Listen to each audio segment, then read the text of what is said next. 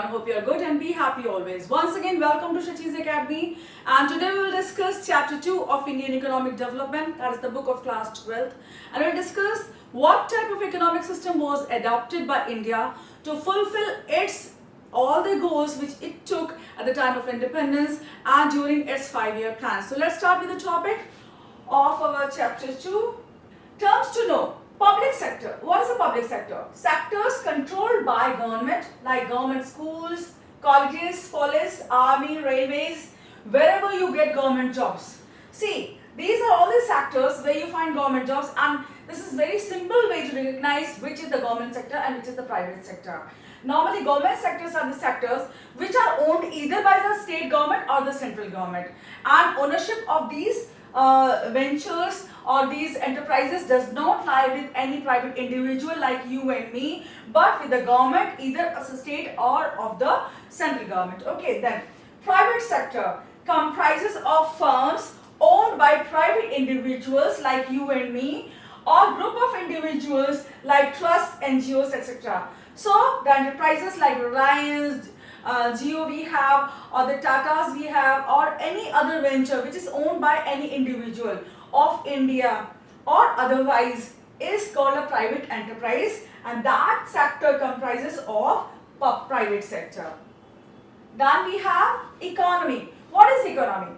The operation of a country's money supply, commercial activities and industries. Wherever you find activities which are concerned about earning money or spending money, about trade and commerce, wherever production activity is going on, where we get employment, anything like that, whatever activities are going on in economy. Just like, for example, in economy of India, we have several industries. We have a number of private sector enterprises, public sector enterprises. They all are doing production activity. They all are giving employment. They are producing one or the other commodity. When they produce commodity, they sell in the market, they earn revenue, they spend on production activities, etc., etc. So all these activities which are going on in your economy are comprises of an economy of that nation. Okay. So then the English meaning, literary meaning of this word economy is careful spending of money, time, fuel, etc. Because money, time, fuel, etc., they all are in scarcity. That means they are not in unlimited quantities. We have limited quantities of them, and we have to exercise some restraint, some thrift while spending them. So they are limited resources and we need to save them. Okay, and we are trying to save them and not to waste something. That also in English means economy. Then economic. What is economic? Anything pertaining to business or economic activity is economic, connected with the supply of money, business or industry. Suppose if I have a business, if I am concerned about producing any commodity, if I produce biscuits in my factory, that is economic activity, because after producing those biscuits, I'll sell those biscuits in the market and earn revenue. Okay, so that is economic activity. Then producing profit, jobs or works which give us money. That is also economic. See, if you are employed somewhere, you will get salary, and that is economic activity. And what is non-economic activity? That is an activity which does not fetch you any money, which does not give you any money. Just like all the household chores which are accomplished or which are done by your mothers are uneconomic activities, and in lieu of that, in return of that, they do not get any money. Okay? So, economic and uneconomic. Then, public and private sector. We have already explained. The examples are railways, Coal India, BEML, BHEL, etc. Government schools, hospitals, all are public sector enterprises which are either owned by your central government or your state government. Then private sector enterprises, sectors owned and controlled by private individuals like Mark Zuckerberg, Mukesh Ambani ji, Ratan Tata ji, and Jeff Bezos, etc. are all the private sector enterprises like Reliance, Tata, Bajaj, ICICI, Amazon, Facebook, Twitter, etc. All are private sector enterprises because they are owned by individuals, not by state government, not by your central government. Then, what is economic system? Economic system or economic order. It defines or tells who will own resources, land, raw material, money. These are all important resources which are used for production activity or economic activities in any economy. Then what goods and services will be produced? That means who will decide what goods and services are to be manufactured or produced in your factories or firms by people? Who will get profits of the production? After selling the produce which have been produced in your factories, who will get the profit? Who will buy them? Who are the consumers, that means, and who will get maximum benefits, etc. All these are decided by people in economic system or economic order. That means the type of economic order will decide, or that type of economic system will decide all these questions in your economy. We'll discuss them later on also with reference to economic systems. Components of economic system. The system of production. Number one is system of production, method or way by which goods and services should be produced in economy of the country. That means what should be the method? Whether it should be labor intensive, whether it should be capital intensive, whether it should, that means whether it should involve more machines, that is capital intensive, or the production should be done by people, that is labor intensive, that means you are using more labor. Okay, then system of resource allocation. It tells what goods and services should be produced. Resource allocation, that means you have the resources in economy, you have land, you have labor, you have capital, that means machines, etc. And you need to decide, the economic system in your nation will decide what goods and services have to be produced. That means if you have land, whether you have to establish a factory on that land or you have to produce wheat on that land, that is your decision, that your economic system will decide. This is the question over here. Then system of distribution of goods and services in the economy. So what should be the system? The way you decide how to distribute your goods and services. It tells who gets maximum profit or reward, such as wages for labor, rent for land, interest for capital, and profit for entrepreneur. So what is the manner in which these rewards are distributed? This too is decided by your economic system. These are the components of economic system. Then types of economic system. Types of economic system depend on freedom of market forces in any economy. So freedom of market forces, what does it mean? That means when the prices are high, take for example, when the prices are high, sellers tend to supply those commodities. For example, right now tomatoes have become really very expensive and everyone wants to supply tomato in the market. Why? Because they will get more profit by selling those tomatoes in the market. So right now, what is that? Market forces are acting in the favor of your price of tomatoes and they want to supply more and more tomatoes. What if the price of tomatoes fell beyond limits, or it might have become 2 rupees per kg, then no one would have been willing to sell tomatoes in the market. So whatever is expensive in the market is sold by sellers, but whatever is cheap in the market is tried to be purchased by consumers. Consumers love those commodities which are cheap. Take for example, if chocolates become really cheap in your market, then you all will want to consume more chocolates. Or fruits become cheap in the market, then your mother will go into the market and bring more fruits at your homes.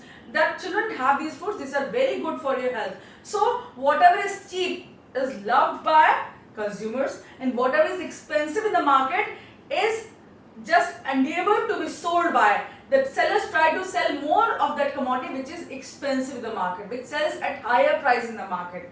You have learned that in your demand and supply theories. Then capitalist economy related to capital generation. So we have 3 types of economics according to our economic system and economic order. What are they? Number 1 economic order, economic system is your capitalist economy. Second, your socialist economy, and third is your mixed economy. Okay. So capitalist economy is an economy which is just concerned about earning more and more profits. It is not concerned about giving welfare to the people or looking after people, just like looking after poor people or looking after their needs, etc., etc. So it is just concerned about is maximization of profit. Just like in America, in United States of America, we have private sector prominence, and here more and more firms, all the firms in fact are owned by private individuals, and government of America just looks after the law and order and defense of the nation. So what private sector individuals do? They manufacture the commodities or the products or goods in the market in their factories and sell them to the people who can fetch them good prices. That means the commodities which sell at higher prices are produced more and more in America. But the commodities which are meant for poor people, which are meant for welfare of poor people, are not manufactured in great amount. Okay, that's socialist economy. Socialist economy was pursued by your People's Republic of China and your Soviet Union. In this type of economic system, government is the sole owner of your resources. It decides what to produce, how much to produce, who will get the profits, and who will get the commodities which are produced. It looks after the benefit of poor people and rich people also. It looks after everyone, it means. It looks after social welfare for the whole nation. It works for social welfare, okay? It does not try to maximize profits, but it tries to maximize social welfare of people. That means people should live a good life, or everyone should get food, everyone should get good house, and everyone should have all the social welfare benefits like health, hygiene, good infrastructure, good housing, good sanitation, etc., etc. Then mixed economy, profit and social welfare. It is a type of economic system. Like in India, we have both the private sector and public sector. Some of the industries are owned by your private sector and some are owned by your public sector. That means public sector looks after the private sector as well. It takes it exercises some control, some restraint over private sector, but does not control them fully. That means some of the sectors will be profit oriented. That means just like Tatas, your Birlas, your Ambanis, they can generate more and more profit by selling commodities which sell at higher prices, and they can maximize their profits.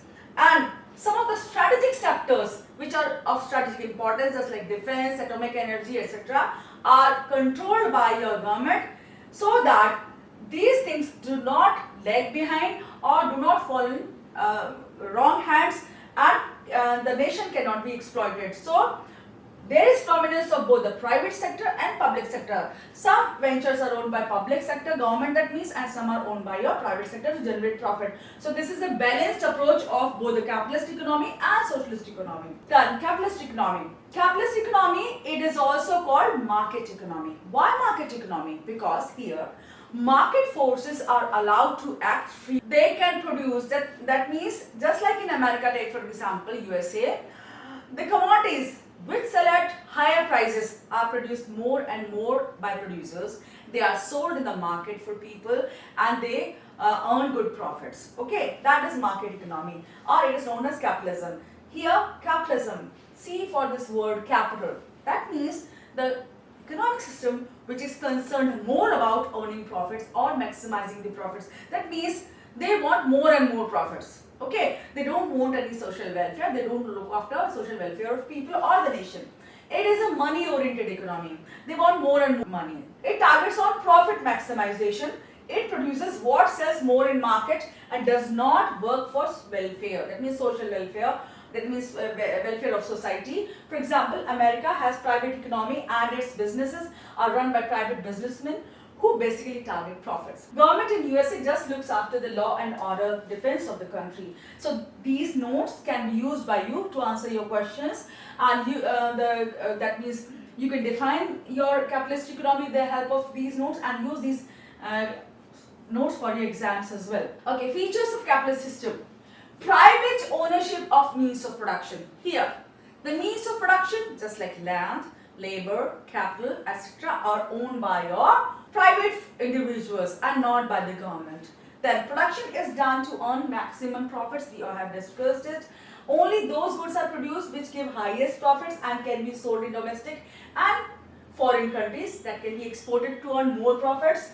Goods are distributed based on purchasing power. This is important over here. That means people who have higher amount of money or higher purchasing power. What is purchasing power? That means the money in your pocket which you can spend on goods and services. That is your purchasing power. Suppose if I can spend 50,000 rupees on certain commodity, that means that is my purchasing power. Or per month, if I can spend 50,000 rupees on goods and services, that is my individual purchasing power. Or you may have purchasing power of 10 lakh rupees or 50 lakh rupees or anything like that. So the capacity of individual to purchase goods and services can be understood as purchasing power of that person. The government only controls law and order and defense of nation. Then merits and demerits of capitalist system. Number one, merits, that means good points, advantages. Number one, promote self-interest. See, we all tend to work nicely or in better terms when we work for ourselves. So it promotes self-interest of people, and in that pursuance of self-interest, work more and more, they want to earn more profit,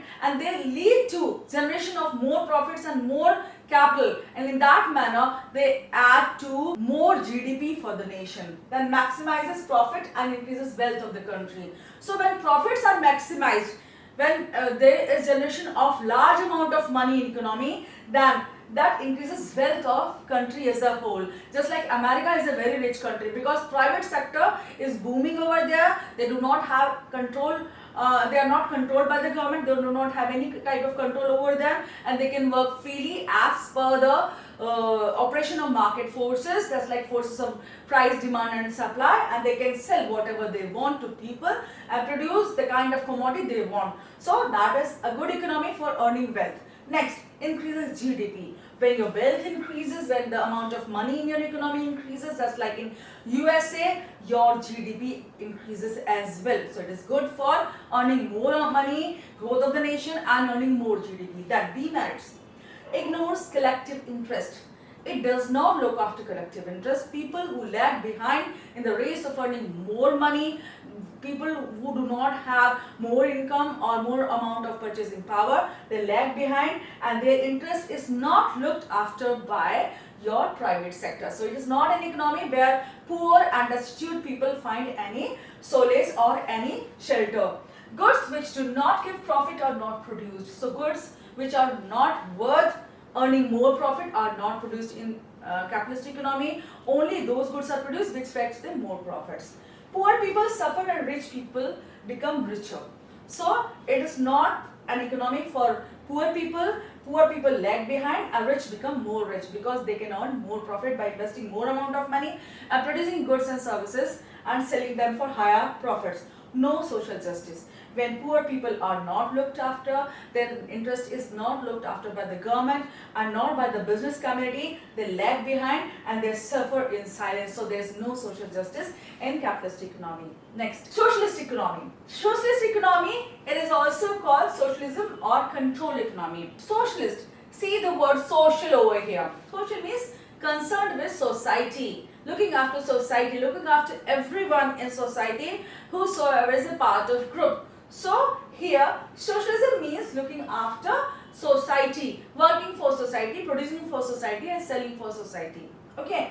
So socialism is a controlled economy. Why controlled economy? Because government over here controls all the resources, it produces for people, it looks after the interest of people, it works for people and looks after for the economy as a whole. So here it aims for maximization of social welfare. That means everyone should get good shelter. That means nation should have good infrastructure. People should have better sanitation facilities. They need to have good health services, education services, and overall development of the people is looked after by the government. So this is a very good system for poor people and the people who lag behind in the race of earning more and more fortune for themselves. So here market forces are not free and they are controlled by the government. Here all the resources which can be used for production are controlled by your government. Just like it happened in People's Republic of China. Initially when it started, embarked on your journey for development, it just took socialism as its main system of working or economic system and pursued socialism as its main force for development. Next, government decides what to produce, how to produce and for whom to produce. What to produce, that means the commodities which are essential for economy, for people are produced in your nation, which are useful for defense, which are useful for general people are produced by your government. Then how to produce, the method is decided by your government. If there are more people, they will not use more machines and they will employ more people to produce the commodities. Okay, and for whom to produce. So who should be the beneficiaries of the commodity that have been produced by them? is also decided by the government. Then, for example, Soviet Union and People's Republic of China follow socialist market economy.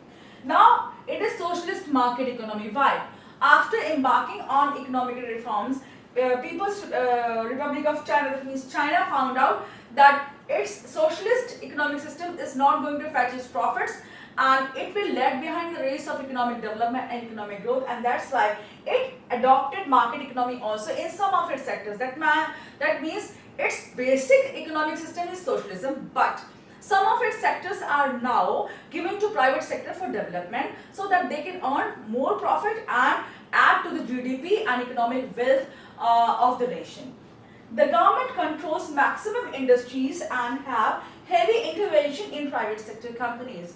Here, government controls nearly all the industries, you can say, or you can say 70% of the industries are controlled and governed by your government sector, and rest of the industries which are not of strategic importance, which are not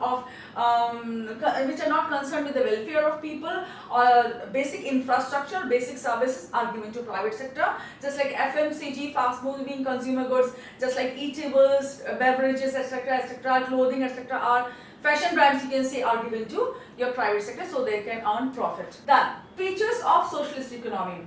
Resources are owned by people and government in a collective manner. So here, resources are owned collectively by government and people. Absence or limited presence of private ownership. Here, there is nearly absence or there is limited presence. Just now we saw that only some of the factories or industries are owned by private sector, and rest of them, the major of them, maximum of them, are owned by your government sector. The government controls production, allocation and distribution in country. Production, that means whatever production has to be done in economy, it controls that. Allocation, that means distribution of resources, or allocation, that means designating the resources, the type of production, to different types of works that has to be done. Just now we saw that if you want your land to be used in a judicious manner, and if you have lesser amount of grains, food grains in your economy, then you will devote that land for production of food grains and not for the production of a jute or some cash crop. Okay, so that is type of allocation of resources, or the type of people you have, you can allocate to different businesses in your economy. And distribution in country, besides law and order and defense, it also looks after the law and order of the economy. Merits and demerits of socialist economy. The advantages that we can have with socialist economy are as follows. Merits: it establishes equality for everyone. That means everyone can have access to good education, good health, good sanitation, hygiene, good infrastructure and other facilities which are needed for his progress or her progress in any country. So this is very good for people, and people experience equality in this type of system. Then it is based on social justice. When everyone gets nearly everything in economy in that nation, that means people are enjoying social justice in that country, and people do not have to strive, they do not have to starve for anything, and they can lead a good life in that country. That means socialist economy is good for people and welfare of those people. Attains fast growth. In this type of economy, when there is no jostle, when there is no fight, when there is no competition among private sector individuals or private sector firms, it can work in a single direction with all the resources devoted for the attainment of that particular aim. In that case, the country attains fast growth. That means at a fast growth pace. Then, demerits. What are the basic disadvantages of socialist economy? Slow growth of GDP owing to lack of profit maximization.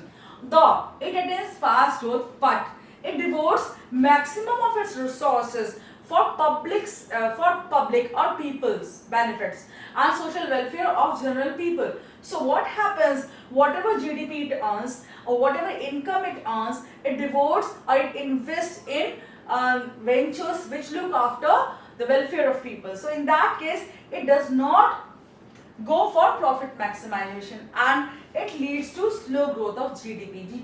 GDP does not increase at a fast pace. For example, slow growth rate forced socialist economies like Soviet Union and China to switch to socialist capitalist economies. So now, being worried about this slow growth of GDP, these economies, that means Soviet Union and China, gave some of its sectors or some of its industries to private sector to function for your profit maximization, and some of its sectors, or you can say maximum of its sectors, were kept by your public sector only or the government to operate and look after the welfare of people. So it's a balanced approach now with these economies, and they can look after the public welfare and they can increase their GDP through the capitalist economy or the operation of capitalist economy, which works for profit maximization. What is mixed economy?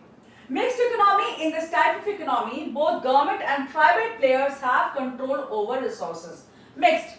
You can see this topic mixed. That means mixture of something. Here the mixture of economic systems is mixed economy. We have two major economic systems, that is your capitalist economy and socialist economy. When we mix socialist economy and capitalist economy into one, it becomes mixed economy. So the countries like India operate their economies or their countries on the basis of mixed economy. Here, some of the sectors are given to private individuals or private players, and others which are of strategic importance are owned by your government. Products which do not have much importance, such as soaps, detergents, vehicles, cars, scooters, etc., and other items of daily use of people which do not have strategic importance, are given to private sector. That means the private sector does not operate or does not produce goods for defense, for atomic energy, etc., and it just looks after the commodities which sell in the market at higher margin, and they can earn higher profits, and they cannot intervene in law and order situation or defense of the nation, so that they do not cause any harm to the nation. So these things are given to private sector. Sectors which are more important for countries, such as defense, railways, coal mines, minerals, etc., or which do not lead to more profits, are taken up by public sector. For example, India, France and England follow mixed economy, and in these types of economy, these resources are owned by public sector. And why? Because they do not fetch much profit at first place, and secondly, they are of strategic importance. So these sectors are controlled by public sector or the government, and other sectors of lesser importance are given to private individuals. Now India is turning more into capitalist economy with more and more privatization of public sector firms and free play of market forces. Okay, now India is switching towards private economy more and more. Why? Because it's selling many of its public sector enterprises which are sick industries, which are not functioning well, which are not in operative condition, and it's selling them to private sector people or private sector. Why? Because they are not earning anything, they are just acting like a dead weight on India. Next, features of mixed economy. Means of production are owned by private owners and government. They are jointly owned. That means some of the sectors are owned by private sector, and some of the production means are owned by your other sector. So means of production are owned jointly by private and government people. Private owners produce to earn maximum profit, like Reliance, Tata, Aditya Birla Group, etc. in India. Government produces for social welfare, like railways in India charge less price for tickets. You might have experienced railways are really a big service, a significant service that is offered by government, and everyone can travel by railways, and tickets too are not of that amount, and everyone can afford those tickets. So it is cheaper mode of communication in India, and it's controlled by government to look after the welfare of people, because everyone cannot afford to go by cars, by airplanes or by other means of transportation. Then government hospitals and schools provide food and education for social welfare, cylinders and subsidized petrol and diesel, etc. So these commodities which are of basic necessities, like education from 6 to 14 years of children, government is providing to the Indian children through its public education policy. It's free of cost, and children can get education from 6 to 14 years.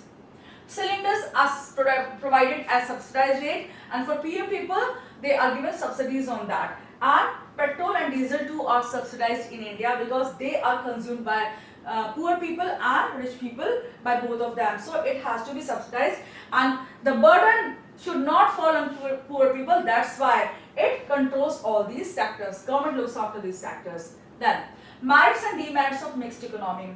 Merits. leads to more profit and more social welfare. That means it is earning, the economies like India, France and England are earning profits through private sector, that's maximum profit, and social welfare, they are looking after the social welfare of people by taking up the sectors of strategic importance, looking after subsidies, looking after the freebies to people, just like providing employment to people, looking after poor people for their food, sanitation, hygiene and their living, etc. So this is the type of model your economy, Indian economy goes for. High GDP growth. Through this model, that is mixed model, India tends to attain higher rate of GDP growth. Efficient use of resources and no wastage. See, there is efficient use of resources. Why? Because some of the sectors are controlled by private sector and they work for self-interest, they work for profit maximization through the operation of market forces. So they produce the commodities for to sell to people and earn maximum profit, high amount of profit. So here the resources which are not of much importance to government are used by private people to earn more profit through commodities like fashion brands, just like FMCG commodities, the commodities which cannot be produced by your public sector, just like accessories and small toys, etc. Government won't be able and it won't be even interested to produce these commodities because they are not of much importance for social welfare.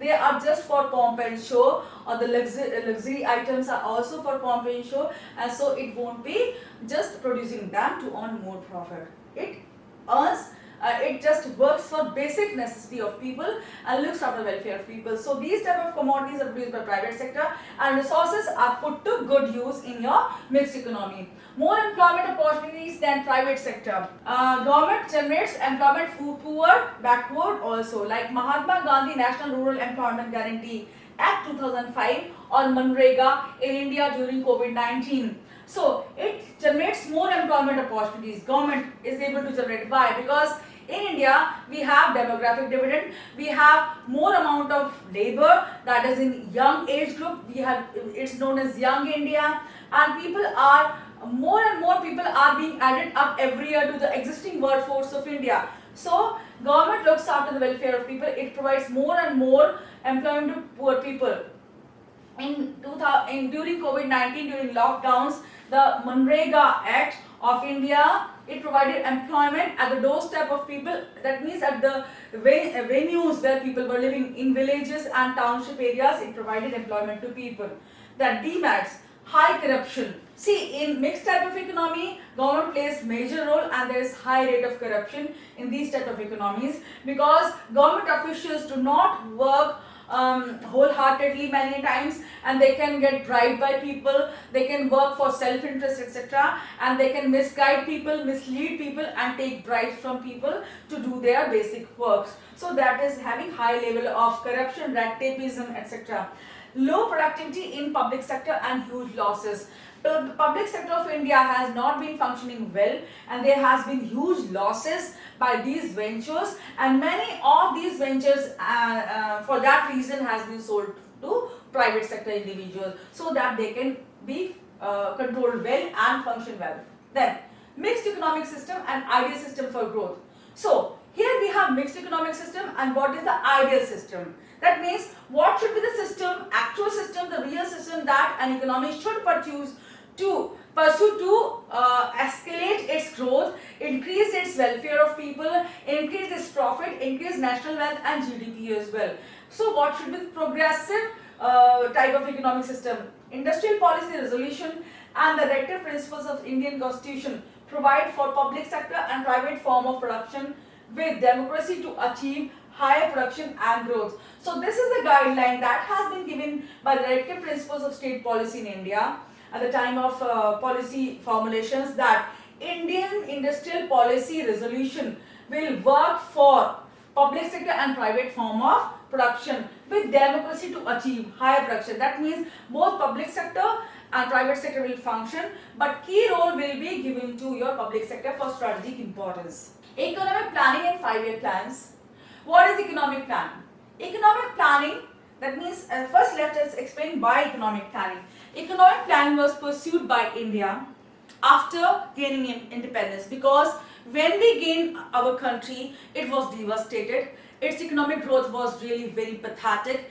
All the resources were exploited. They were taken away they were looted away by British people, and they consistently looted and exploited Indian economy for over 200 years, and we were not left with much of the resources to develop, to embark on the journey of development. So what happened at that time?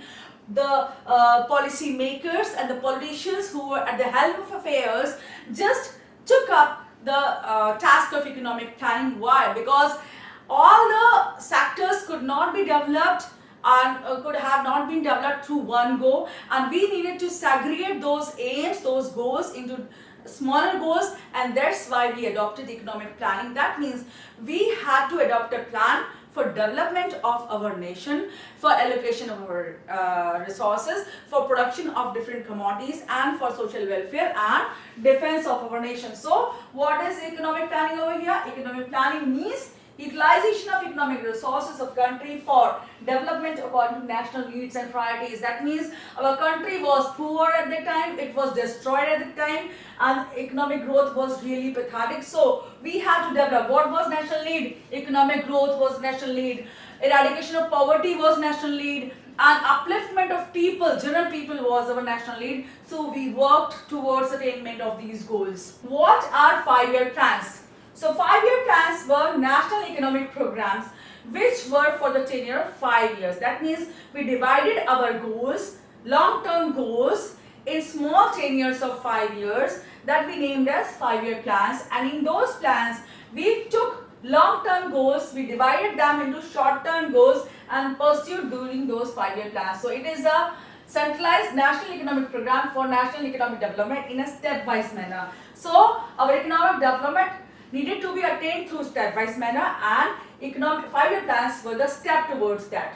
It aims to achieve bigger goals by dividing them into smaller goals of 5-year plans at a time.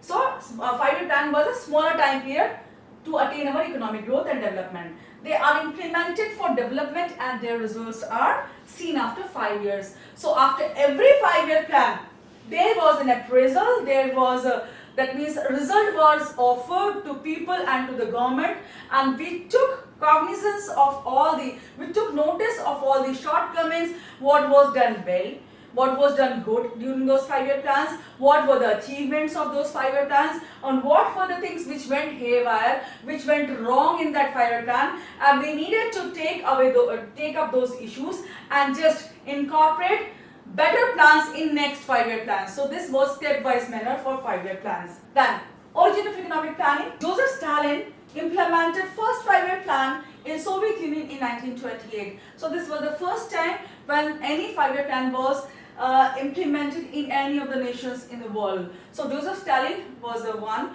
who implemented them for the first time. In India implemented its first 5-year plan in 1951 after independence for economic and national development. So India took up on the journey, it embarked on the journey of economic development, and it adopted its first 5-year plan in 1951 after independence. Then Planning Commission and Niti Aayog. What is Planning Commission? India implemented 5-year plans under Planning Commission. It was a commission which was responsible for implementing 5-year plans, looking after the working of 5-year plans and getting appraisal of those 5-year plans. That means did they do well or not? Okay, getting the results of that. Up till 1951 to 1914, up till 2014, 12 5-year plans were implemented under Planning Commission. So Planning Commission existed from 1951 to 2014, and it gave you 12 5-year plans for India. But in 2014, the Planning Commission of India was dissolved by Niti Aayog, which is a think tank. So when BJP government took affairs of the state in its own hands, it dissolved Planning Commission, which was existing since 1951, and it dissolved it, and its place was took away by Niti Aayog, which is a think tank. So what is Niti Aayog? It is National Institution for Transformation of India. So India needed a sort of transformation from its low growth rate, and it was implemented through this Niti Aayog. Plans since 2015 under NITI Aayog. The current government led by Prime Minister Shri Narendra Modi replaced the 5-year plan in India by a 15-year vision plan supported by a 3-year action plan. So now, since 2015, we have 15-year vision plan and 3-year action plan for the support of this 15-year vision plan. Then, annual plans. 3 annual plans. Annual plans are plans which are taken for 1 year only, and these plans are taken in cases where it is not possible to embark or start a new 5-year plan. In those cases, annual plans are taken. So India had a history of 5-year plans, 1-year plans, annual plans. So here we have 3-year plans from April. 3-year annual plans. So we had 3 annual plans from April 1, 1966 to March 1, 1969. So every year from 1966, that means for 1966 to 67, we had 1 annual plan. From 1967 to 1968, we have another 1-year plan, and from 1968 to 69, we have another 1-year plan. So in continuation, we have 3 annual plans. 1 annual plan from April 1, 1979 to March 31, 1980. So another time we had our annual plan was from 1979 to 80. Then 2 annual plans from April 1990 to March 31, 1992. So here you can remove this comma. This is 1990. Okay, you can remove this comma. This is done by mistake. Long run plan. A long run plan is for long run plan for country to develop. It is called prospective plan. So what's a long run plan? It's long term development of your nation, and it's also called prospective plan.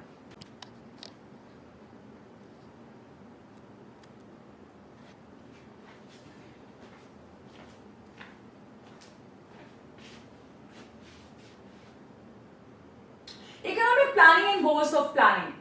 What is economic planning? Economic planning is a system with set of goals and targets with policies and programs to achieve those targets in fixed time period. So we try to develop in a stepwise manner, and for that we adopted economic planning. Goals of planning. Goals of 5-year plans are common to all 5-year plans. They are called common goals of 5-year plans or objectives of planning. Planning in India aimed to fully use natural resources and continuous increase in production technology. As we all know, we have immense amount of natural resources, and those resources were used for the development of India by pursuing our long-term economic goals. What were they? Increase in GDP was number 1, modernization, self-reliance and self-sufficiency. Then, why economic planning? British looted Indian economy for 200 years. It was backward and stagnant. GDP was dismally low. It could not be left to market forces, and it needed a strong push to develop. So the development should have been done only by public sector, because private sector did not have enough amount of money firstly, and secondly it was not eager to develop India, because it was not eager to work without any profit, because it just aims for profit maximization, and there was no profit in all these activities, so it could not be left to market forces or private sector alone. What is a plan? Plan is an economic tool or method which decides the way of division and allocation of scarce resources of economy. So how the allocation of resources has to be done, how they have to be used for production processes, and how maximum output has to be gained is all decided by your plan, and shows how to use resources to achieve the set goals and targets. We had goals of our increase in GDP that has to be achieved. We had the goal of modernization of Indian economy, our farms, our agriculture, our industry, etc. So that all has to be done by following the goals and targets of our economy. That was done by your plans. Common goals of economic planning: GDP growth, as we discussed. Increase in level of output or flow of goods and services in market. So what is GDP? It is the flow of goods and services in your market. That's annual GDP is there. Then economic growth. When there is consistent regular growth in flow of goods and services for a long period, it is called economic growth. So we all know what is economic growth. Okay, that is consistent GDP increase for a long period of time is your economic growth.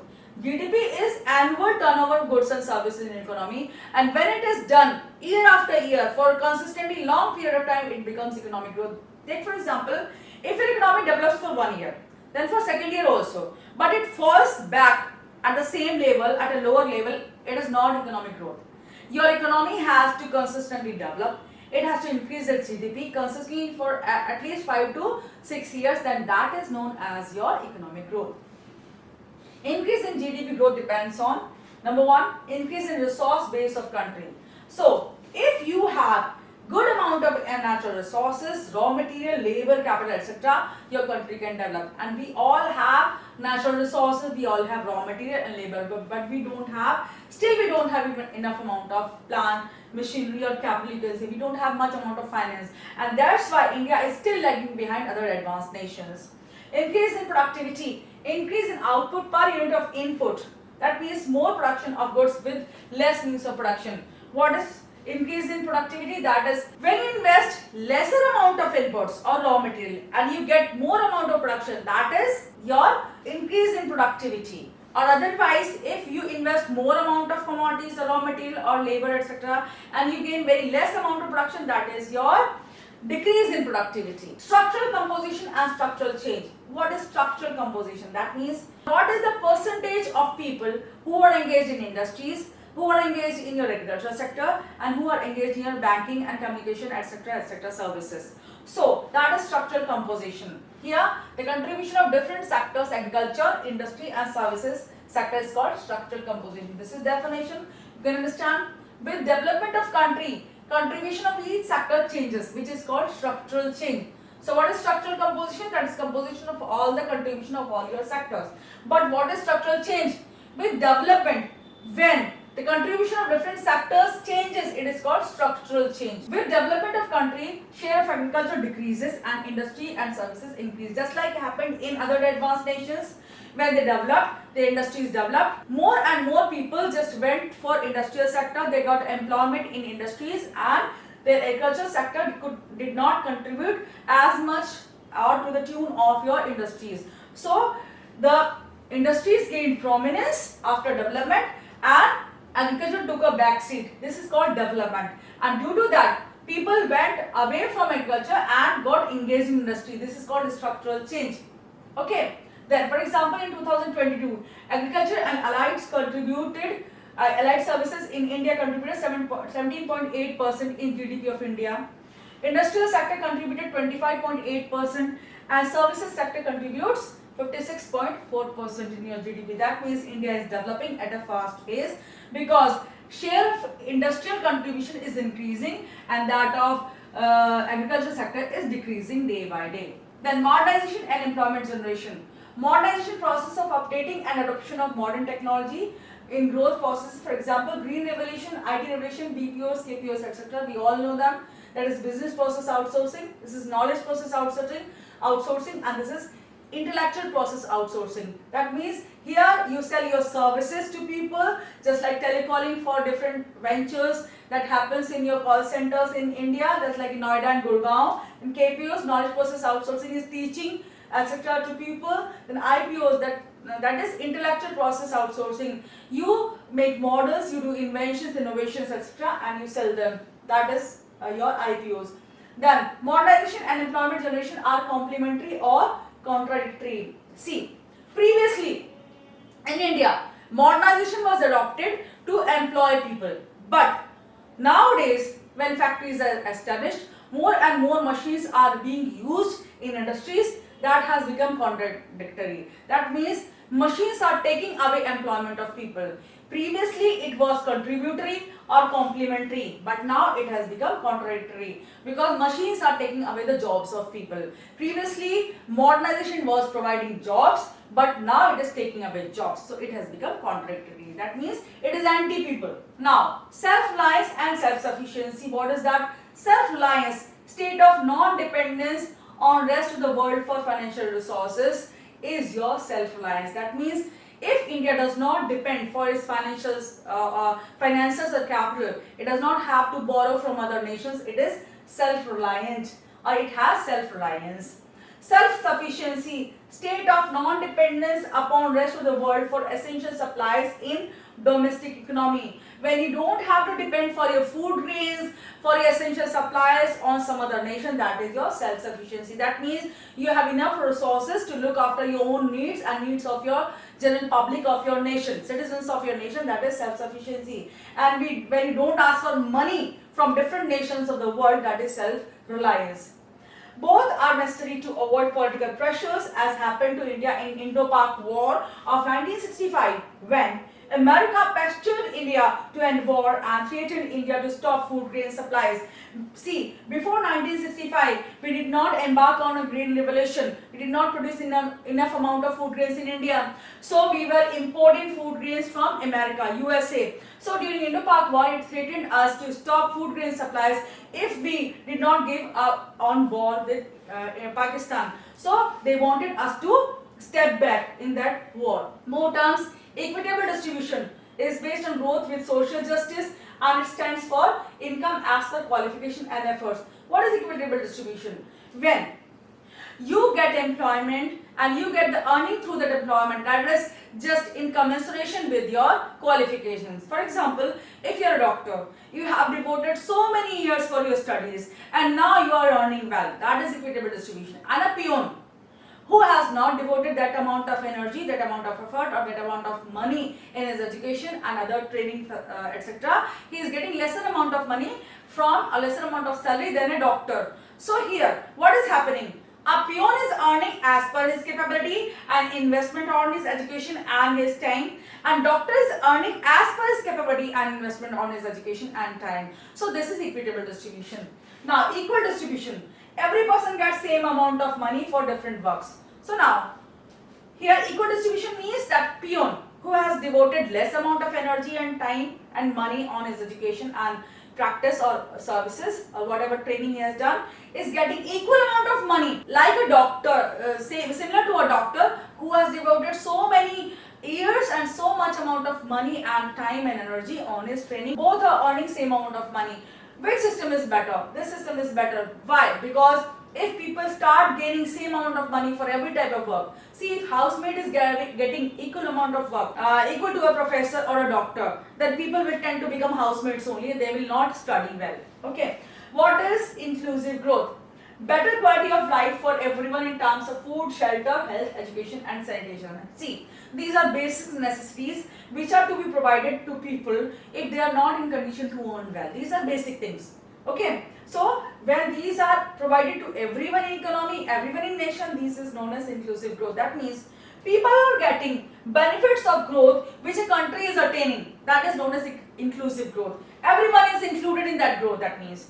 So, Indian model of growth is mixed economy with planning, public sector and dynamic private sector. Here, both the private sector and public sector work together to attain economic growth of the nation and inclusive growth of people so that everyone can have good life, they can sustain a good life and everyone can enjoy the benefits of wealth. So that is all about your chapter 2.